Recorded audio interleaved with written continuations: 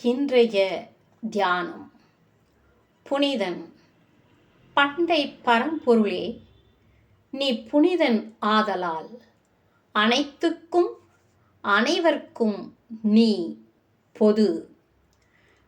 கலப்பற்றது எதுவோ அது புனிதமானது. தன்மையில் கிட்டத்தட்ட ஒத்திருக்கும் இரண்டு பொருள்கள் ஒன்றோடு ஒன்று கலக்கின்றன. மாசு என்பதும் கலப்பு என்பதும் ஒன்று. தெய்வத்துக்கு ஒப்பான பொருள் ஒன்றும் இல்லை. தெய்வம் கலப்பு எடுத்துக்கொள்ளுதலும் இல்லை. அது என்றைக்கும் தன்மையாய் உள்ளது. ஆகையால் அனைவரும் அதை நாடுகின்றனர்.